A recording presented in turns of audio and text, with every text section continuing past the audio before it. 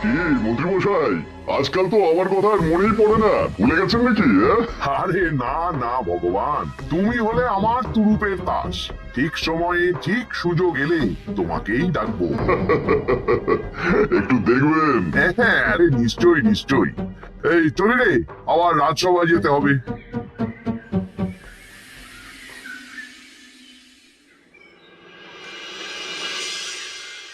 আচ্ছা তোমরা বলো তো, আমাদের রাজ্যের সার্বিক উন্নতির জন্য সবার আগে কি দরকার? মহারাজ, আমি বলবো, বলো গোপাল।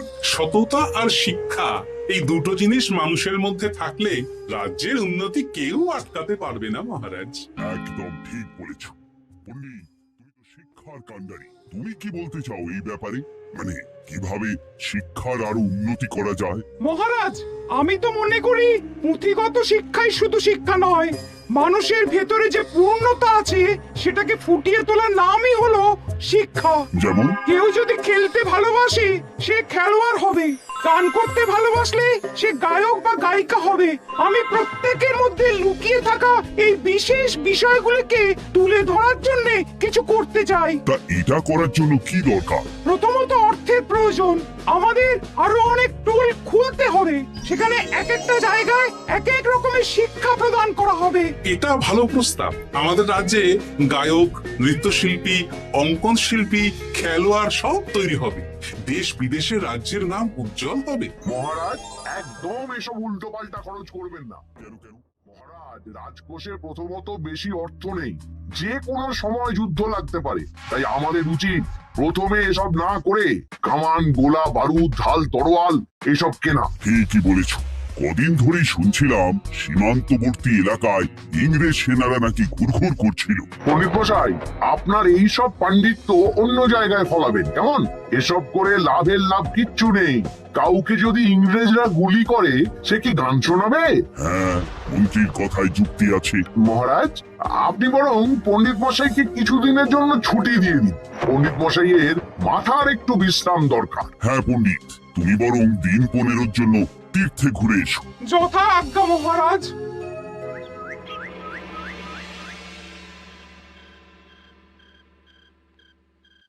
শোনো ভগবান, সকালেই তুমি কাজের কথা বলছিলে, আমি এমন ছক কষেছি কালকে থেকেই তোমার জন্য একটা ভালো বেতনের কাজ জোগাড় করে দেব। শুধু যা বেতন পাবে তার অর্ধেক আমাকে দিতে হবে, কেমন? রাজি রাজি। কি কাজ বলুন? শোনো,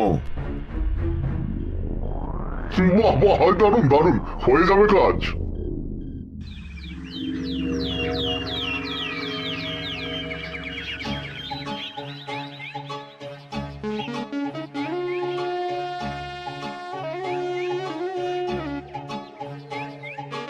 এই সকাল সকাল রাস্তায় ঘুরঘুর করছিস কেন? হ্যাঁ, পড়াশুনো কি শিখেই তুলে দিয়েছিস? পণ্ডিত মশাই তীর্থে গেছেন, এখন আমাদের ছুটি। দুপুর বেলা ভাত, রাতের বেলা রুটি।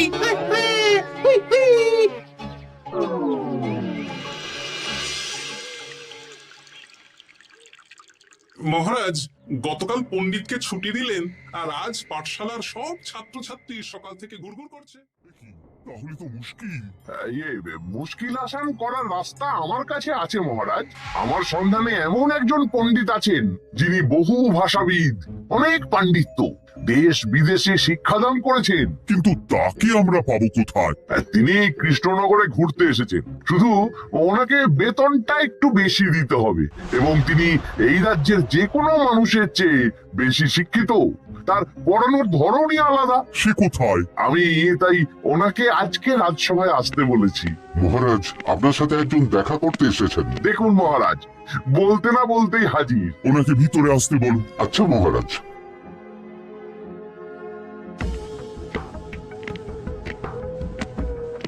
প্রণাম কৃষ্ণচন্দ্র, আমাকে আপনার মন্ত্রী ডেকেছেন, তাই এলাম। মন্ত্রীর সাথে কথা হয়েছে আমাদের রাজ্যের শিক্ষার উন্নতির ব্যাপারে। আমাদের মানে? আপনি কি এই রাজ্যের? আমি এখন এই রাজ্যে আছি তো, তাই আমাদের রাজ্য বললাম। উনি সবাইকে আপন করে নেন। যাই হোক, তোমার শিক্ষার উন্নতির ব্যাপারে কি মতামত? মহারাজ, আমি এই রাজ্যের বিভিন্ন মোড়ের মাথায় টোল খুলতে চাই। তার জন্য অনেক অর্থের প্রয়োজন। তাতে কি উপকার হবে? ছাত্রদের জন্য তো নির্দিষ্ট পাঠশালা আছে। যখন শত্রুরা আক্রমণ করতে আসবে তখন তারা দেখবে রাস্তার মোড়ে মোড়ে টোল, মোড়ে মোড়ে টোল। তারা বুঝতে পারবে এখানে সবাই শিক্ষিত। আর শিক্ষিত লোককে ক্ষমতার অধীনে রাখা কঠিন, যুদ্ধে জিতলেও শাসন করা মুশকিল। কারণ অশিক্ষিতকে বোকা বানানো সহজ, কিন্তু শিক্ষিতকে বোকা বানানো কঠিন। নতুন পণ্ডিত একদম ঠিক কথা বলেছে।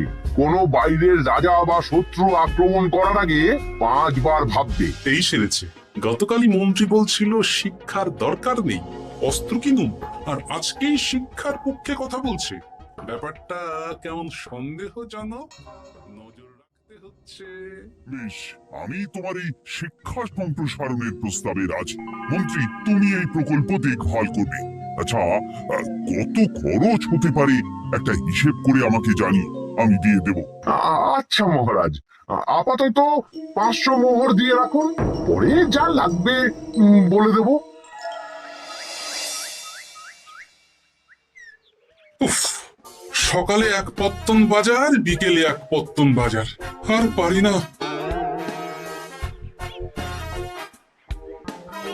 আরে হাত চালাও, হাত চালাও। বাবা, কাজ শুরু হয়ে গেল। হ্যাঁ, আর ছাত্রদের পাঠশালার কাছে যেতে হবে না। পাঠশালা ছাত্রদের বাড়ির কাছে চলে আসছে। যেখানে সেখানে পাঠশালা। এ তো যেখানে সেখানে শিক্ষা। ঠিক বলেছো। আজ থেকে আমি আর নতুন পণ্ডিত চালু করছি। ধরো শিক্ষা, মারো পেরে। শিক্ষাকে ছাত্রছাত্রীদের মধ্যে গেঁথে দিতে হবে। এতদিন জানতাম ধরতক্তা মার পেরে, এখন বদলে যাবে। কিন্তু একটা পণ্ডিত এতগুলো পাঠশালা একা সামলাবে কি করে? খেপে খেপে, মানে সকাল 6টা থেকে 7টা একটা জায়গায়, পরে 7:30 থেকে 8:30 আরেকটা। এইভাবে বিভিন্ন জায়গায় পণ্ডিত ঘুরে ঘুরে শিক্ষাদান করবেন। না, ব্যাপারটার উপরে মহারাজকে নজর রাখতে বলতে হবে। মহারাজ, আমার মনে হয় এই পাঠশালায় আগামীকাল থেকে কেমন পড়াশোনা শুরু হবে, আপনার সেদিকে একটু নজর রাখা উচিত। দেখি আগামীকাল সকাল সকাল বিভিন্ন পাঠশালায় গিয়ে নজর রাখবো। আর হ্যাঁ, আমাকে নতুন পণ্ডিত একটা তালিকা দিয়েছে। কোন পাঠশালায় কখন পড়াবে সেটার তালিকা। আমিও যাব আপনার সাথে।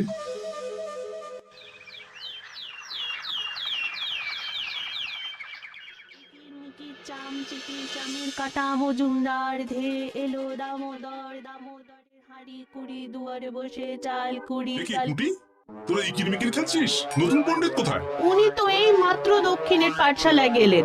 ন্যাপলা আর গুলটে আজ থেকে ওখানেই গেছে। ওদের দুজনের বাড়ি কাছাকাছি তো, তাই। আচ্ছা চলো তো গোপাল, দক্ষিণে গিয়ে দেখি।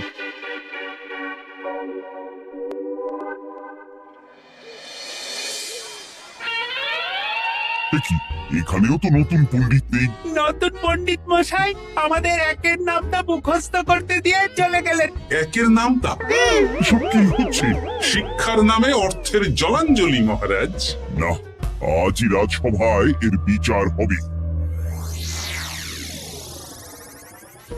মন্ত্রী, আমি যা দেখলাম তাতে শিক্ষা তো কদিন পরে লাটে উঠবে। আমার এক ভাগ্নি তো আজ পাঠশালায় গিয়ে লুকোচুরি খেলেছে। নামমাত্র পড়াশুনো আর বাকি সময় খেলা, এভাবেই বয়ে গেল বেলা। মন্ত্রী, এই তোমার নতুন পণ্ডিতের দৌড়। মহারাজ, একজনের পক্ষে এতগুলো পাঠশালায় শিক্ষাদান তো সম্ভব নয়। তার জন্য তো আরো পণ্ডিতের প্রয়োজন, আর তার জন্য চাই আরো অর্থ। আবার অর্থ? শুধু মহারাজের অতিরিক্ত অর্থ খরচ হবে বলে আমি আগে এই প্রস্তাবটা রাখিনি। বেশ, তা আর পণ্ডিত কোথায় পাবে? আমাদের নতুন পণ্ডিতের কাছে অনেক পণ্ডিতের সন্ধান আছে। উনি একটা হাত মারলেই সব চলে আসবে। বেশ, তাহলে তাই ব্যবস্থা করো। এভাবে শিক্ষার অবনতি আমি চোখে দেখতে পারবো না। আরো 300 মোহর লাগবে। পেয়ে যাবে। এ তো দিনে দুপুরে ডাকাতি। ব্যাপারটা ধরতে হবে, কিছু একটা ঘোট তো আছেই। আর নতুন পণ্ডিতদের যদি কোথাও একটু থাকা খাওয়ার ব্যবস্থা করা যায় তাহলে ভালোই হয়। রাজবাড়ির অতিথিশালা তো আছেই, ওখানেই না হয় ব্যবস্থা করে দেব।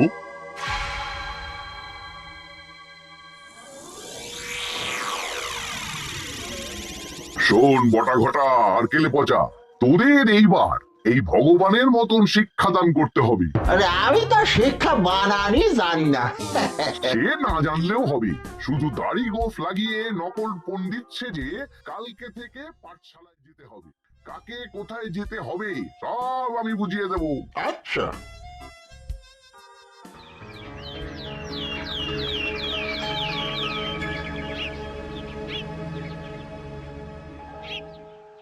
আচ্ছা বল তো, গতকাল তোদের বাড়িতে কি কি রান্না হয়েছিল?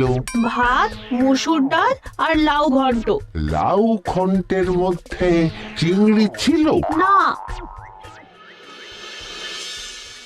আজকে কি রান্না হবে? আজকে সকালে বাবা বাজার থেকে পাকা কাতলা এনেছে। কাতলা মাছের পাতলা করে ঝোল হবে। আর তোর? আমাদের আজ নিরামিষ, এই কবজি ডুবিয়ে সবজি ভাতি খেতে হবে। হ্যাঁ। বেশ,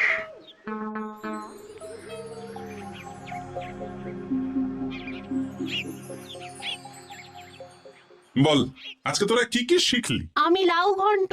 আমি সবজি ভাত। আমি কাতলা মাছ। কি বলছিস কি? আজকে তো পাঠশালায় এই সব আলোচনাই হয়েছে। এবারে ব্যাপারটা একেবারে সহ্য সীমার বাইরে চলে যাচ্ছে। দাদু, আমাদের আগের পণ্ডিত মশাই ভালো ছিলেন। উনি কোথায় চলে গেলেন? মন্ত্রী মশাই ছলে বলে কৌশলে ওনাকে তীর্থে পাঠিয়েছেন। না, এখন আমাকে মন্ত্রী মশাইয়ের উপরে নজর রাখতে হবে।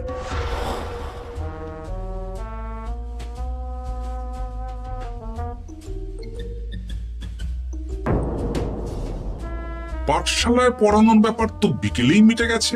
রাজবাড়ির অতিথিশালায় না গিয়ে নতুন পণ্ডিত মশাইরা এদিকে আবার কোথায় যাচ্ছেন? সাথে মন্ত্রীও আছেন, ব্যাপারটা নজর রাখতে হবে। তাড়াতাড়ি চল। চলুন চলুন। এদিকে তো বটা ঘটার বাড়ি, এদিকে মন্ত্রী মশাই কোথায় যাচ্ছেন?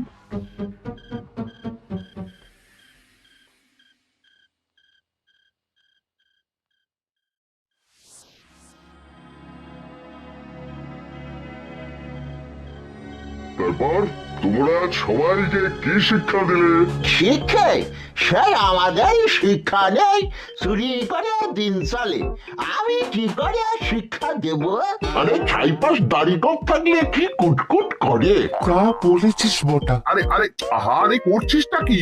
ভালো রোজগার পাতি কি তোদের সহ্য হচ্ছে না নাকি? ভগবানকে দেখ, সেই কবে থেকে দাড়ি গোঁফ লাগিয়ে পণ্ডিত মশাই সেজে আছেন। আমারও প্রথম দিন একটু সমস্যা হচ্ছিল, এখন সামলে নিয়েছি। আর আমাদের এই সব আলোচনা একদম করা উচিত না। বলছি মন্ত্রীমশাই, আমি কি শুধু এই পাঠশালাতেই পণ্ডিতের অভিনয় করব, নাকি রাজসভায় বসার সুযোগও পাবো? কালকেই এই ব্যাপারটা দেখছি। আগে তোমাকে রাজসভায় ঢোকাবো, তারপর এক এক করে বটা ঘটা কেলে পচা সব আমার দলের লোককে রাজসভায় ঢুকিয়ে নেব। আর রাজসভার বাকি সদস্যদের ফাঁকা করে দেবেন। একদম তাই। মহারাজ সহজ সরল মানুষ, এটাই একটা বড় সুবিধা। আচ্ছা, এই ব্যাপার। ঠিক আছে, আমি কদিন পরে ঠিক সময়ে একদম হাটে হাড়ি ভাঙবো।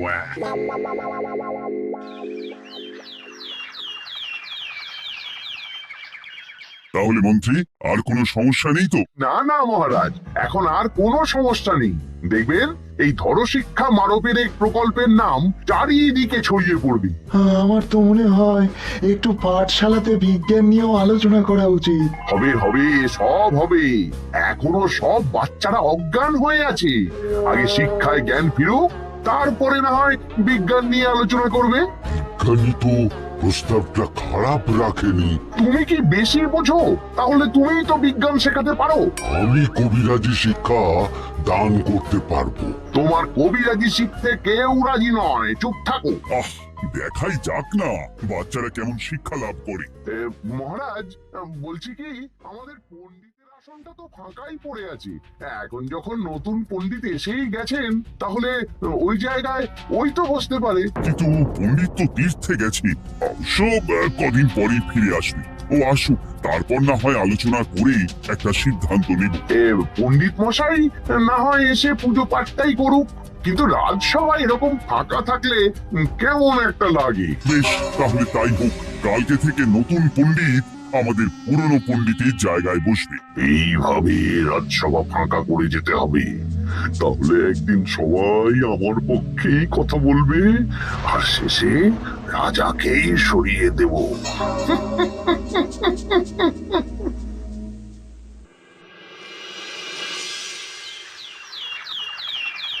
মহারাজ, সর্বনাশ হচ্ছে চারিদিকে। চলুন চলুন, আমি পুরো বিষয়টা ধরে ফেলেছি। কি ধরে ফেলেছো? শিক্ষার নামে ষড়যন্ত্র চলছে মহারাজ। রাজসভায় চলুন, সব বলছি। আচ্ছা আচ্ছা, আসছি। হ্যাঁ বলো গোপাল, তুমি কি বলছিলে শিক্ষার নামে ষড়যন্ত্র নাকি? মানে গোপাল মস্করা করছে নাকি? রাজ্যে দারুণ শিক্ষাদান চলছে। মহারাজ, আমি দেখে ফেলেছি আমাদের নতুন পণ্ডিত আসলে কোনো পণ্ডিত নন। ইনি আপনাকে, আমাদের সবাইকে বোকা বানাচ্ছেন। তাই নাকি? ডাকো দেখি নতুন পণ্ডিতকে। এই তো মহারাজ, আমি চলে এসেছি। এই তো, ইনি বদমাশি করছেন, শিক্ষার্থীদের ভবিষ্যৎ নিয়ে খেলছে। এই বল, আসল কথাটা বল। কি বলবো, এসব ভাড়ামো বন্ধ করো গোপাল। না বললে আমি কিন্তু ধুতি খুলে দেব। এই এই আরে আরে, কি হচ্ছেটা কি? এই সরো তো, সরো সরো। কি হলো? কি হলো? এই সেরেছে, গোপাল এসব কি বলছে? বলুন। ভুল বকছে কেন? গোপাল, তোমার কি হলো গো? কি বলছো তুমি? আমার কাছে বুঝতো, তুমি একটু দেখো তো গোপাল ঠিক আছে তো? এই যে নতুন পণ্ডিত, তুমি তো অনেক ভাষা জানো, তুমি বুঝতে পারছো? মহারাজ, আমি দেখছি গোপালের মনে হয় বিশ্রামের প্রয়োজন। এই এই, তোমরা কয়েকজন মিলে গোপালকে রাজবাড়ির অন্দর মহলে নিয়ে চলো। চলুন, আমি যাচ্ছি। ওহো, গোপালের কি হলো? মাথায় লেগে গেল? ভাষা চলে গেল? সব এই নতুন পণ্ডিতের জন্য।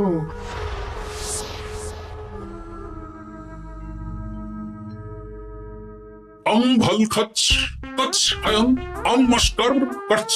মহারাজ, আমার মনে হচ্ছে গোপালের বাইরে থেকে কিছু হয়নি, ভিতর থেকে কিছু হয়েছে। নারী স্পন্দন, হৃদস্পন্দন সব ঠিক আছে। আমার বড় যাব ভ্রম। কিন্তু গোপাল কি ভাষা বলছে বোঝা যাচ্ছে না। নতুন পণ্ডিত, একবার চেষ্টা করে দেখো না। আমার কাছে হয় না। সব তো আমি কিছুই বুঝতে পারছি না মহারাজ। আপনি যে এত দেশ বিদেশে ঘুরেছেন, আপনি বুঝতে পারছেন না? এ আমার এখতিয়ারের বাইরে। তোমার বাকি পণ্ডিতদের নিয়ে আসো তো, যারা পাঠশালায় পড়ায়। আমি বুঝতে পারছি না, বটা ঘটা কেলে পচা কি বুঝবে? আমার বড় যাব ভ্রম। চপ করো ঘট, নল খব মরব। কিছুই তো বুঝতে পারছি না। রাজসভায় কাউকে না দেখতে পেয়ে এখানে এলাম। ওই তো আমাদের পুরনো পণ্ডিত চলে এসেছে। শুনলাম গোপালের নাকি কি হয়েছে। এই পণ্ডিত, তুমি দেখো তো গোপালের নতুন ভাষা উদ্ধার করতে পারো কিনা। কি গোপাল, তুমি কি ভাষায় কথা বলছো? আমার মতর ভাষ কত বলো। ওই দেখো, আবার কি সব বলছে। আমার বছর তো পড়ছো, সবারও শত মস্করা করছো। আমার ঠক ধরছ। হ্যাঁ, এই পণ্ডিত, এটা কি ভাষা? ঘাবড়াবেন না মহারাজ, এটা পাতি বাংলা ভাষা। বাংলা ভাষা? গোপাল শুধু আকার ইকার উকার আর বেশিরভাগ স্বরবর্ণ বাদ দিয়ে কথা বলছে। মানে গোপাল তম কছ কছ বলো। আমার নাম গোপাল ভর। মহারাজ, গোপাল বলল আমার নাম গোপাল ভর। আমার অত বকনা মহারাজ। এর মধ্যে আকার ইকার উকার এসব বসিয়ে দেখুন তো কি হয়। আমার নাম গোপাল ভাঁড়। আমার নাম গোপাল ভাঁড়। অত, আমি অত বকা বোকা নই মহারাজ। মহারাজ, আমি অত বোকা নই মহারাজ। এই তো সুন্দর ধরে ফেলেছেন। কি কেমন দিলাম?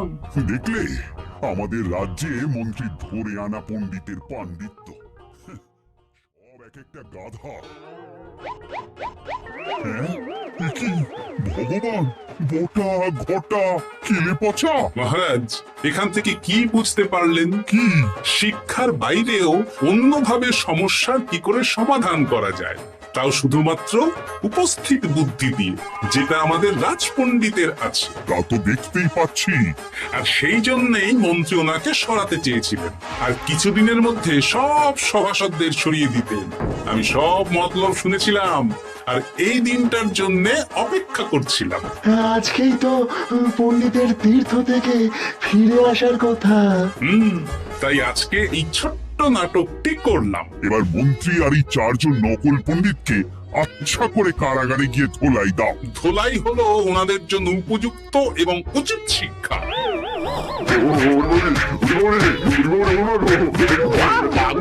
বাবা গো, ভুল হয়ে গেছে গো। আরে